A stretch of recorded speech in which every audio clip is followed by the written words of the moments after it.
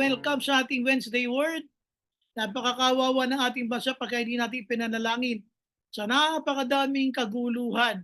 May mga bagong mga opisyalis ang mahal na Pangulo natin na kariresign lang, no? Well, ang bansa natin magulo sa politika. Pero ang kagandahan lang sa bansa natin, nasa kamay ng Diyos. So lahat ng pinapayagan niya, sa ika-aayos ng ating bansa. So mag-pray natin ng ating Pangulo dahil sinabi naman ng banal na kasulatan na yun, igalang ninyo ang mga namumuno sa inyo. Ngayon kung sila man may ginagawang kalokohan, mananagot sila sa Diyos. Tayo naman tumupad sa sinabi ng Biblia na igalang, ipanalangin ninyo ang mga namumuno sa inyo. Sabi patapos na naman yung Disyembre, Nobyembre, Disyembre, tapos na naman yan. Marami sa atin ang kahit Kristiyano ay mga nagtatanong sa Panginoon, Lord, bakit ibang mga panalangin ko wala pang sagot? So yun yung mga prayer natin na kumisan, masasabi mo, Lord, magtatapos na naman ang taon na 2025.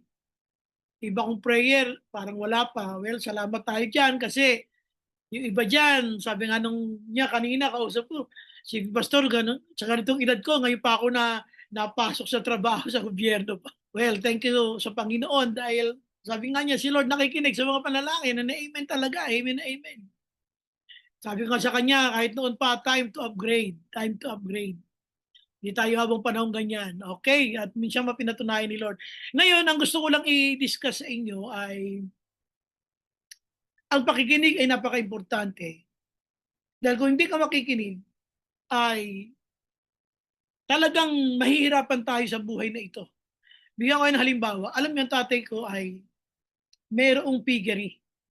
Nung siya nabubuhay pa, meron siyang piggery sa probinsya namin sa Samar. So, binili yung mga biik at ang nagtustos doon, pati sa mga pagkain ng baboy ay yung diko ko, yung kapatid ko na nasa Abu Dhabi. Hanggang sa napansin ng tatay ko, dumadami yung mga baboy niya, kaya alam mo, dumadami rin nangangamatay. Ngayon, may nagpayo sa kanya na makinig ka sa mga seminar. Tingin ng tatay ko, alam niya na yun eh. Tingin niya, hindi ko na kailangan makinig pa ng mga seminar, marunong naman ako mag-alaga ng mga baboy. Pero alam mo na dumadami yung mga na namamatay na mga baboy namin. So ang ginawa ng tatay ko, pinakinggan niyo siya, nagpayo sa kanya na umattend ka ng mga seminar. Paano alagaan ang baboy, paano tamang pagpapakain. At nakinig siya at dumami nga yung mga baboy ng tatay ko. At naging mas madalas na sila nagbebenta, naging maayos na. So, salamat kay Lord. Ang reason kaya ko 'to kinukuwento kasi yung tatay ko ay mayroon siyang mga idea na magaganda tungkol sa pag-aalaga ng baboy. Kaya lang, sumagana lang siya, naging maayos lang yung aming babuyan nung siya'y nakinig na sa mga nagpayo na umattend ka ng mga seminar. May mga makabagong pamamaraan ngayon kung paano mag-alaga ng mga hayop. At siya ay nakinig at doon nga nagbunga ng maganda. Ngayon, gusto kong pansinin niyo ang Kristiyano, hangga't hindi siya nakikinig sa Panginoon, hindi siya magiging produktibo. Kasi ang Kristiyano, kung gusto mong maging masagana ang buhay mo, makinig ka sa nagbigay ng buhay mo. Walang iba kundi ang ating Panginoon.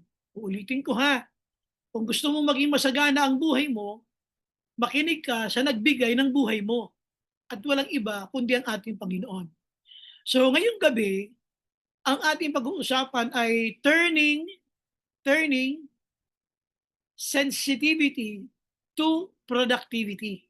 Paano bang ang pakikinig ay nagbubunga ng maganda, nagiging productive ka kapag ikaw ay nakikinig? Hindi puwede kasi talaga na solo flight tayo sa buhay na 'to. Siyempre kaya kailangan mo nga si Lord, eh. Kaya lang ang gustong ipakita rito na sa text na ating babasahin sa Genesis chapter 26, "Now there was a famine in the land besides the previous famine in Abraham's time." Noong panahon kasi ni Abraham, eh, nagkaroon din ng tinatawag na tagutom. Ngayon, after Abraham, sa panahon naman ni Isaac, nagkaroon uli ng tagutom. Ito yung kinukuwento niya, yung pangalawang tagutom sa panahon ng ating mga ninuno. "Now there was a famine in the land besides the previous famine in Abraham's time, and Isaac went to Abimelech, king of the Philistines in Gerar. So ginawa ni Isaac, nagtungo siya sa hari ng mga Palestino kay Abimelech at doon siya nakatira. Kasi may sinabi doon si Lord. Sa verse 2 sabi niya, "The Lord appeared to Isaac and said, 'Do not go down to Egypt. Live in the land where I tell you to live.'" And where was that land? In Gerar. Na kung saan ang hari doon ay si Abimelech. Sabi ni Lord, "Stay in this land for a while, and I will be with you, and I will bless you. For to you and your descendants I will give all these lands, and will confirm the oath I swore to your father Abraham."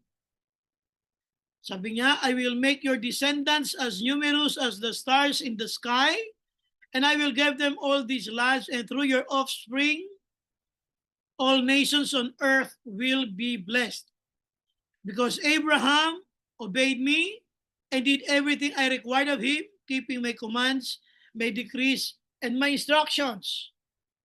So Isaac stayed in Gerar. So dito naiikot yung usapan natin na tandaan ninyo, dumaanas ng tagutom sa panahon ni Isaac. Nung magkaroon ng tagutom sa panahon ni Isaac, the only thing to do was to go to Egypt. Why? Sapagkat sa Egypt nandun ang lahat. Kumbaga taga-probinsya ka, nagkaroon ng tagutom, ang lahat iniisip Maynila. Punta ako ng Manila. Kala nila kasi noon, ang Manila ay isang paraiso. Di nila alam, ng ibang mga taga-probinsya na nangangarap magpunta ng Manila, hindi nila alam na napakahirap sa Maynila. Dito sa Manila, bawat bawat kilos pera. Paano kung wala kang pera? Paano ka kikilos? Akala nila naririnig lang nila magagandang bagay sa Manila. May LRT doon, may Luneta, meron doong Parks and Wildlife, marami doong mga mamahaling bilihin, marami rin doong matataas na building, marami sasakyan. Minsan yun lang ang naririnig nila, magaganda ang tanawin, paggabi madaming ilaw. Akala nila ang Maynila ganun. Ganun lang. Dito sa Manila, pag wala kang pera, hindi ka mabubuhay. Maliban lang siyempre kung Kristiyano ka at sinasamahan ka ni Lord, gagabayan ka naman sa lahat ng lakad mo. Ang gusto kong pansinin nyo ngayong gabi, yung kawalan natin kung minsan, kawalan.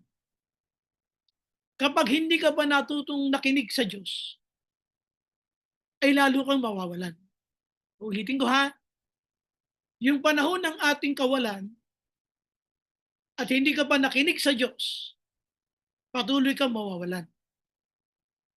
Ngayon, dahil itong si Isaac ay nakaranas ng tagutom, ang gusto niya bumalik sa syudad. And God knows the very heart of Isaac.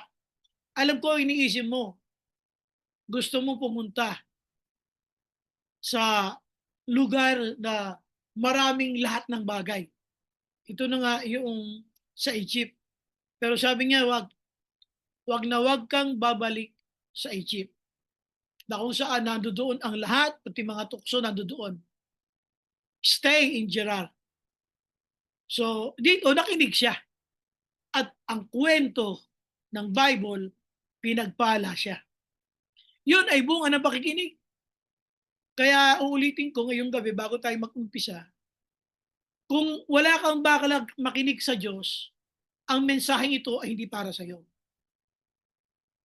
Pero kung pangarap mong umunlad pa sa buhay, makinig kang mabuti at tingnan mo kung gaano kahalaga ang ibinubunga ng pakikinig sa Diyos. Alam niyo ba dito si Isaac sa pakikinig niya sa Panginoon, kahit ang daming trials, kahit ang daming pagsubok na dinaanan, pero kinig pa rin siya kay Lord.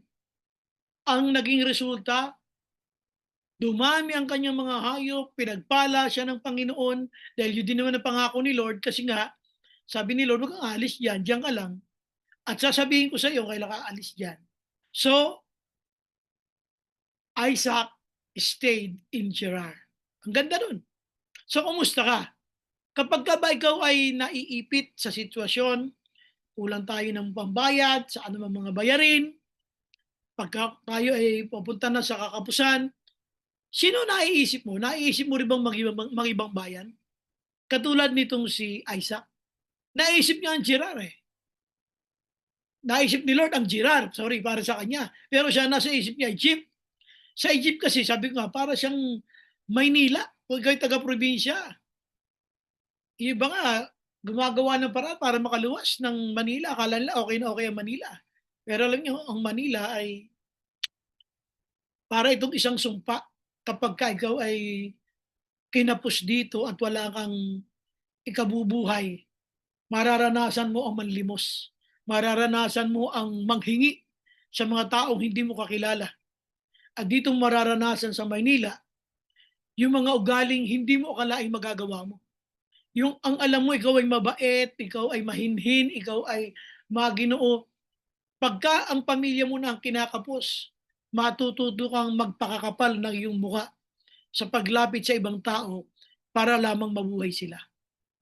Mga kapatid, tonight, the message is for everyone to desire fruitfulness in their lives.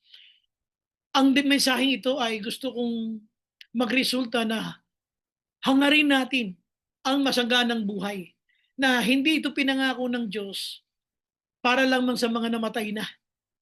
Ang kasaganaan ay mararanasan kung meron lang tayo ibibigay na oras na siya ay pakinggan. Kaya nga sabi natin, yung sensitivity, yung pakikinig mo, yung pagiging sensitive mo. Yung sensitive dito, hindi pagiging maramdamin na sensitivity to what God is telling you. Kung paano ito ay magbubunga, yung sensitivity ng productivity. Kasi pag binasa nyo ang Genesis 26, napakamabunga dyan ni Isaac. So unahin natin ang ang first main point, basahin natin kung saan nag-umpisa ang kasaganaan na dinanas ni Isaac. So samahan niyo ako, umpisahan natin sa verse 21. Okay, so chapter 26 verse 21, ito sabi ng Bible. Then they dug another well and no one quarreled over it. He named it Rehoboth, means now the Lord has given us room and we will flourish in the land. Ano yung ibig sabihin dito na nung muli sila makahukay, hindi na ito inagaw ng sinuman. So dito, yung mga taong nakapansin na pinagpapala ng Diyos, itong si Isaac, dumami yung kanyang mga hayupan. Alam niyo ba yung mga balon noon, nung panahon ng kanyang tatay na si Abraham, ay dapat doon niya paiinumin ng kanyang mga hayop na dumami na nga dahil sa inggit sa kanya nitong mga tauhan ni Abimelech, pinagtatakban ng lupa, pinagtatakpan. So wala na siya ngayong mapagdalhan kung saan niya pa pwedeng painumin yung kanyang mga hayop. Ang nangyari, tuwing may mahuhukay siya, inaagaw ng taga diyan sa mga tauhan ni Abimelech. So, laging inaagaw tuwing mahuhukay sila, "Amin yan, amin yan." Huhukay na naman sila, tapos, "Amin yan." Tapos bandang huli, nung muli silang nakahukay, hinayaan na sila. Hindi na sila inagawan. Ang first word dito, kung mapapansin ninyo na napaka-importante ay yung verse 2 muna. The Lord appeared to Isaac and said, "Do not go down to Egypt. Live in the land where I tell you to live." Pagdating sa verse 6, so Isaac stayed in Gerar. So ibig sabihin, nanatili siya doon. Ang mapapansin ninyo, pinangunahan ng Diyos kung saan ka pupunta. Ang pakikinig sa Diyos ay importante. Kaya tandaan nyo lagi ito, when you deal with the Lord, don't use your mind. Use your listening and your heart listening to the Lord. Huwag niyong iisipin na ganito ang gagawin ko, iniisip ko ganito. Hindi po pwede. Balik ka sa Bible, lahat yan nakinig, lahat yan nakinig. So dito sabi ng Bible, leading ni Lord. Ang leading ni Lord, huwag kang pupunta sa Egypt. Ang leading ni Lord, ikaw ay mag-stay sa lugar na yan. So, Isaac stayed in Gerar. So how are you? Huwag kang pupunta sa Egypt kahit na ano mangyari. Stay in a place where I tell you to stay. So, ang gusto ni Lord, mag-stay ka diyan sa Gerar. So, do'n siya nag-stay. Tingnan ninyo, balik kayo sa napakadaming propeta sa Biblia na kinausap ni Lord. Kahit kay Elijah, sa palagay niyo kung hindi siya nakinig sa Panginoon at hindi niya pinakinggan ang sabi ni Lord na diyan ka iinom ng tubig sa batis at dadalhan ka ng mga uwak ng pagkain araw at gabi. Paano kung hindi siya nanatili? Paano kung hindi siya nakinig kay Lord? Tandaan ninyo, ang buhay ni Isaac, pag binasa niyo mamaya, the whole chapter 26, hindi niya na ma-contain yung wealth niya. Hindi niya na alam kung saan niya dadalhin ang kanyang kayamanan. Pero saan nagbunga? Bunga ng pakikinig. Kuminsan kapag dumadami na yung mga bagay na na-acquire natin, kuminsan sa office, tumataas ang posisyon natin, minsan pati sa Diyos inaangasan natin. Minsan may sinasabi si Lord, pati si Lord inaangasan mo na. Ayaw mo ng pakinggan. Uy, wag ganun ha. Wag ganun. Si Lord na yan. Pag kay Lord talagang makinig tayo mabuti kasi sa Kanya galing ang buhay na maayos eh. At sa Kanya manggagaling ang tamang direksyon. Sabi ni Lord, stay in Gerar. Ano yung lugar na gusto mo nang iwanan? Pero sabi ni Lord, manatili ka. Marahil hindi mo nakakaintindihan ngayon yan. Pero sabi ni Lord, stay in Gerar. I will tell you, sabi niya, kung kailan ka aalis dyan. At dito, nung nagpasya siyang manatili, the place where he stayed, sabi ng Bible, leading ni Lord. Lead, pinangunahan, leading ni Lord. Pinangunahan siya. So, diyan ka mag-stay. So, doon siya nag-stay sa Gerar. At dito mapapansin nyo, ang application nito sa atin. Kumusta ka? Ano-ano na yung mga bagay na gusto mong iwanan marahil? Ito ba ay ministry? Ito ba ay trabaho? Ito ba ay kumpanya? Ito ba ay racket? Ito ba ay isang bagay na visit ka na? Wala naman talagang natutuwa sa taggutom. May taggutom yun, kaya niya naiisip na pumunta sa Egypt. Oops, alam ko yung dahilan mo. May kulang sa'yo. Dumadanas ka ng kakapusan. Kaya naiisip mong bumalik sa Egypt. Wag na wag kang babalik sa Egypt. Yun ang sabi sa kanya ni Lord. Kaya dito mapapansin nyo, stay for a while in a place where I wanted you to stay. So, he stayed in Gerar. See? So, pag binasa nyo yan, whole chapter 26, grabe ang mga pagpapala ng Diyos sa kanya. Because he listened, because he stayed. Because he listened, because he stayed. So, yung pagiging sensitive mo sa pakikinig sa Diyos, yung sensitivity mo ay nagbunga ng productivity. Isipin mo, same year, tigang ang lupa dyan. Pag binasa niyo sa Biblia ang Tagalog, nung dumating siya sa lugar na yan, tagtuyot, tigang ang lupa. Pero alam niyo, sinaka niya. Hindi ko alam paano niya sinaka yun. At siya'y umani ng 100-fold. Wow. Pag sinabi mong 100-fold, makas 100 ibayo. Ganun na nangyari sa kanya. Siya ay umani ng makas 100 ibayo. So, isipin mo na lang, isang tigang na lupa, sinaka mo na hindi mo nga alam kung ano mangyayari, pero umani ka ng 100 ibayo. Kasi, si Lord, may salita na iyong pinakinggan dahil ikaw ay inutusan. So, first word dito ni Lord, yung word na leading. Where do you think God is leading you this year?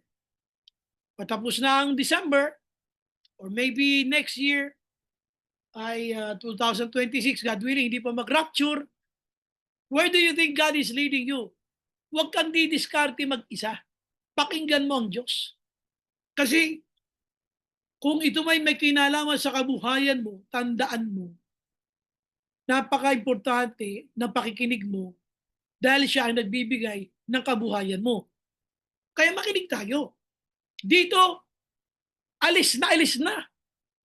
Puntang-punta na siya talaga. Saan? Sa Egypt. Narinig niya, kinausap siya ni Lord. Do not go down to Egypt. Ngayong gabi, if God is speaking to you, marahil meron kang ganyang damdamin tonight. I don't know you. Maybe God is telling you, anak, stay. Maybe God is telling you na, anak, stay for a while. Let me do something while you're staying. Pagbutihin mo lang. Ayusin mo lang. And I will bless you. Sinabi yan nila. I will bless you. So tuloy natin. So pagkatapos ng leading, kaya leading, pinangunahan. Pinangunahan siya ni Lord, dinala siya sa Gerar. So he stayed in Gerar. O nandun na siya. Ano ginawa niya ngayon doon? Siya ba ay nagsaka? Yes, nabasa natin yun eh.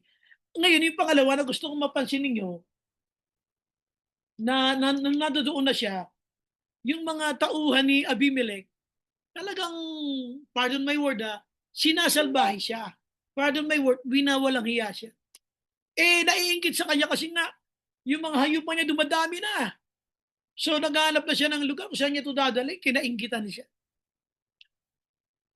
Kumisan yung mga taong imbis na makirejoice sa iyong pagiging sagana, ay sila pa yung nagiging dahilan para magkaroon ka ng mga discomfort imbis na matuwa sa iyong pagsisikap. Alam naman lang tigang yung lupa, sinakaw eh. At umani ka ng sandaang ibayo. Siyempre kainggitan ka talaga. Paano nangyari yun? Tigang nga yung lupa eh. Tapos umani ka ng sandaang ibayo.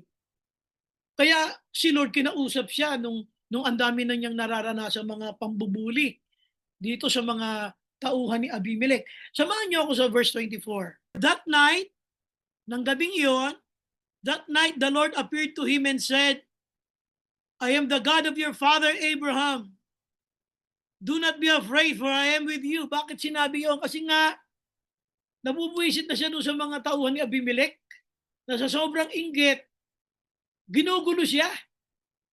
Kasi nga, nagiging sagana yung kanyang buhay. O ngayon, kinausap siya ni Lord isang gabi. Sabi ni Lord sa kanya, that night, the Lord appeared to him and said, I am the God of your father Abraham. Do not be afraid. Why? Because I am with you. Ano pa sabi nito? I will bless you and I will increase the number of your descendants for the sake of my servant Abraham. At anong ginawa niya? Gumawa siya ng altar. Tingnan nyo. Isaac built an altar there and called on the name of the Lord. There he pitched his tent and there his servants dug a well. Ang gusto kong itingnan nyo rito, kapag ikaw ay pinagpapala na ng Diyos, alam niya rin o nakikita niya rin ang mga nang-iistorbo sa'yo. Ngayon, the Lord is there, very much able and capable to remind you not to be afraid. Huwag matatakot sa kanila. Ang kayamanan mo, bigay ko yan eh. Kaya ka nagiging sagana ngayon kasi nakikinig ka sa akin eh. O ngayon, ayan na, nakikita mo na. Ngayon yung ibang mga tao, hindi kinakaya yung makita kang pinagpapala. May mga taong ganun eh, yung naiinis sa'yo kasi pinagpapala, naghahabulan yung ahas at saka yung alitaptap. Hinahabol ng ahas yung isang alitaptap. Ano ba yung alitaptap? Firefly ba yun? So, hinahabol nila. Inis na inis yung alitaptap. Bakit? Bakit laki siyang pinipilit maabutan nitong ahas na to at pag nakikita siya para siyang laking gustong sunggaban at patayin. Minsan, kinumpronta ng alitaptap yung ahas. Sabi niya, pwede bang malaman kung bakit mo ko gustong patayin? Ilang beses mo na akong sinakmal, nakakaiwas lang ako, buti na lang hindi mo ako napapatay. Tanungin kita, isa ba talaga ako sa mga pagkain mo? Di ba, hindi naman ka mga katulad ko mga kinakain mo? Isa ba ako sa mga nasa listahan mo ng mga dapat mong kainin? Sabi niya, hindi. Sabi nung ahas, hindi pala eh. Ba't mo ako hinahabol? Ba't gusto mo akong patayin? Alam niyo, sabi nung ahas, kasi hindi ko kayang makita kang kumikislap. Wow, ang ganda. Hindi ko kayang makita kang kumikislap. Ang daming ganyan. Hindi nila gustuhang makita kang kumikinang at kumikislap. Gusto nila ikaw ay patayin, sirain ang buhay mo. Kaya dahil wala silang makitang butas para ka sirain, gusto ka na lang nilang patayin. Kaya sabi nga nung alitaptap, bakit mo gusto kong patayin? Sabi ng ahas. Kasi hindi ko kayang makita kang kumikinang. Ang daming ganyan. Mga inggitera. Minsan nakakalungkot, nakakapasok sa puso ng mga Kristiyano. Pag may pinagpapala, matuwa ka. Pag may pinagpapala ka, makigalak ka. Dito, tingnan ninyo, yung mga tauhan ni Abimelech, binanggit ng Bible, they envied him. Nainggit talaga sila. Kaya ang gusto na lang nila, mapatay nila. Babawasan na yung mga hayop at mahirapan itong si Isaac. Ano yung number 2? Yung dealing ni Lord. Number 1, yung leading ni Lord. Si Lord ang nanguna. Ikaw ay pinangunahan kung saan ka mag-i-stay. So he stayed in Gerar. Tapos, sumunod dito, mapapasin nyo, ay nung siya nakakaramdam na ng, bakit itong parang pinagkakaisahan nito? Alam ni Lord, pag nakakaramdam ka ng parang hindi maganda, kinausap siya ni Lord. At ang kinausap siya ni Lord, huwag kang matakot, kasama mo. Tapos isinunod niya uli yung, I will bless you. Ibig sabihin, the more na ang ibang mga tao ay kinabuibisitang ka, ang Diyos naman ay patuloy na pasasaganain ka. I will bless you, sabi ni Lord. Ang ganda nun. Ang ganda nun. So, dito sabi nga natin, turning your sensitivity, pakikinig, to productivity. Number 1 is leading. Listen to God's leading. Hindi isip Huwag isip, listen. Spiritual yan. Listen to the Lord. Sabi ni Lord, makinig ako. Nakinig siya. At nakita natin, sabi ng Bible, pinangunahan siya. So Isaac stayed in Gerar. Number 2, sabi nga natin, dealing ni Lord. Andun siya, nag-iisip, paano kayo maaayos itong mga pagpapala sa akin ni Lord? Itong aking mga kahayupan, ang dami nito. Yung mga iinuman ng kanyang mga hayop, tinakpan nga ng mga tauhan ni Abimelech kasi nga nainggit sa kanya. So ang ginawa ni Lord, isang gabi, kinausap siya ni Lord, huwag kang matakot, isama mo ako. I will bless you. Grabe Sa panahon na parang kang mayroong konting nervyos, biglang mangungusap ang Lord na huwag kang matakot. Habang ikaw ay kanilang sinisira, ikaw ay binubwisit, pagpapalain kita. Hallelujah. Napakaganda nun. Ngayon, ito yung sinasabi ko na yung sensitivity, yung pakikinig kay Lord, investing time with God. Huwag niyo pa irali ng isip. Irali ninyo ang pakikinig sa presensya ng Diyos. And let the Lord speak to you. Sabi dito ng Bible, hindi lang yung leading at dealing. Sundan natin yung pangatlo. Yan. Dito sa verse 12, sabi ng Bible,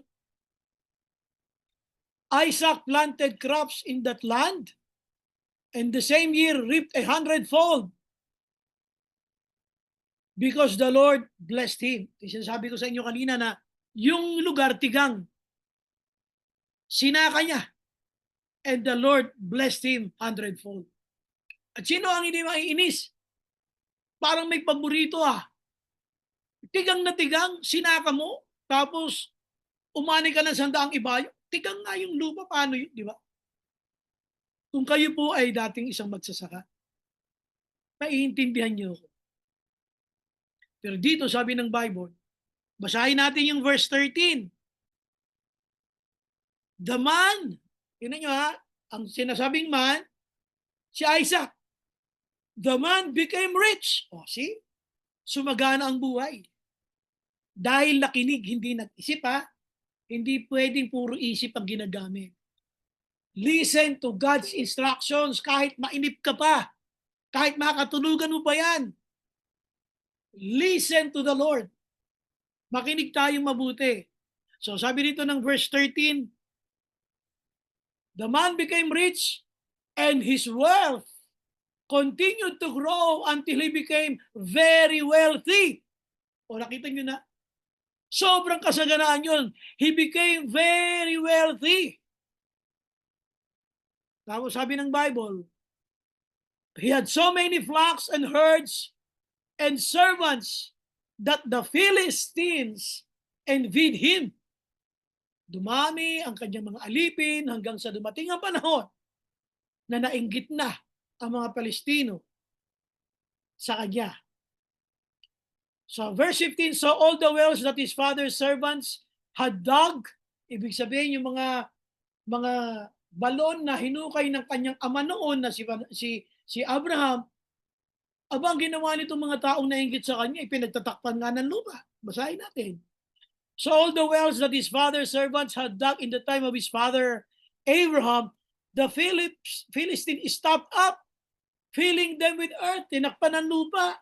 So sabi niya, verse 16, move away! Sabi niya, move away from us, umalis ka dito sa aming lugar. You have become too powerful for us. So nangyari ngayon sa kanya sa 17, so Isaac moved away from there and encamped in the valley of Gerar where he settled. Yung Gerar pa rin, ang kanya pinag-stayan, pero sa may dalisdis na bahagi. Alam niyo sabi dito, move away. Kumbaga, alam niyo pag binasa niyo yung Tagalog, umalis ka rito. Kitang-kita namin kung paano ka pinagpapala ng Diyos mo. Grabe. People will see how God will bless you. Ano yung pangatlo natin dito? Ang pangatlo natin yung flame. Yung apoy, flaming. Nag-aapoy sa yaman. Itong si Isaac. Ang sinasabi ko nag-aapoy, yung bang the more he listened to God, he was so aggressive listening to the Lord for his instructions. Sabi dito, pag tinatakpan nila yung balon ng kanyang ama ng lupa, di wala siya ngayon makuha ng tubig. Dahil nga ang ginawa, pangpainom sana yun sa kanyang mga hayupan. Pero nangyayari, pag nahukay nila yun uli, nakakuha ng tubig, inaagaw. Basahin nyo yan, yung buong yan. Tapos makakakita na naman sila, hukay na naman sila. Aagawin na naman, hindi siya humihinto, nag-aapoy. Kumbaga, the more the Lord bless you, dapat mas lalo ka nagsisipag. Hindi, sumweldo ka lang ng isa, na mahinga ka na eh. Tapos sasabihin mo, masakit ang katawan mo, hindi ako pwedeng matin ng Wednesday word. Yung pinagpala ka ng Diyos, gagamitin mo pagpapala ng Diyos para mawala ka sa gawain ng Diyos. O kapatid, attend tayo ng Wednesday word, masakit katawan ko eh. So yung pagpapala ng Diyos, naging sagabal ngayon. Sa gawain ng Diyos, aalisin ka ng Diyos dyan. Aalisin ng Diyos sa'yo, ang pagpapala ng Diyos sa'yo, para hindi na sumakit ang likod mo, para nakaka-attend ka na uli ng Wednesday word. Okay? So dito, pansinin ninyo, nag-aapoy siya, flaming. Sana pagka tayo pinagpapala ni Lord, lalo mong higitan. Lalo ka pang nag-aapoy, lalo sa paglilingkod sa Panginoon. Ang dami pinagpala ng Diyos pagkatapos na mahinga. Ano ba namang klase niya? Pinagpala kita, anak, upang sipagin ka sa gawain ng Diyos. Pero ngayon, meron ka ng katwiran, kaya ka hindi nakaka-attend ng gawain ng Diyos dahil sa mga pagpapala ng Diyos. O sige, pag-pray natin, alisin ni Lord ang pagpapala ng Diyos sa'yo para wala na sagabal sa pag-attend mo sa gawain ng Diyos. Mga kapatid, tinan niyo mabuti ito. Tinan niyo itong mabuti.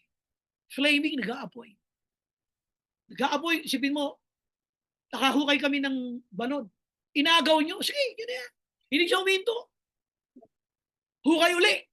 Pagkahukay, aagawin na naman ang mga tauhan ni Abimelech. Amin yan. Hukay siya uli. Hindi huminto, nag-aapoy. Kumusta ka? Wala eh. O kundi pa nga lang ang mga blessing natin, hindi pa nga ganun karami laman ng ATM natin eh. Kung mamahinga ka sa ministry ng Lord. Wagas. Ha? Kakatwiran mo pa, pagod ako kasi binigyan ako ni Lord ng trabaho eh. Pagod ako kasi binigyan ako ni Lord ng blessing eh. Ganun. The more the Lord bless you, the more you serve the Lord. Mas lalo nga nag-aapoy. Pinagaling ka ng Lord sa isang sakit, the more na naglilingkod ka sa Diyos. Huwag kang mawawala sa gawain ng Diyos. Alam nyo, pag binasa nyo 'to, people noticed how God blessed Isaac. Hindi nila kinaya ang pagkinang ni Isaac. Move away, alis ka dito. See? Para lang para lang magkaroon sila ng kapayapaan na parang, "Nahihigitan kami nito, alis ka nga dito." Gano'n ano? Ito yung flaming. Pag iisa pa lang ang kambing mo, tuloy-tuloy. Magsipag ka para maging dalawa yung kambing mo, maging tatlo, hanggang sa dumami. Iisa pa lang yung kambing mo, namamahinga ka na. Pagpapalit mo na yung gawain ng Diyos. Tandaan niyo 'pag binasa niyo 'to, ang kasaganaan ibinibigay ng Diyos sa taong marunong makinig, hindi marunong mag-isip. Eto, let's conclude the message. Let God brought success makes the noise in your life.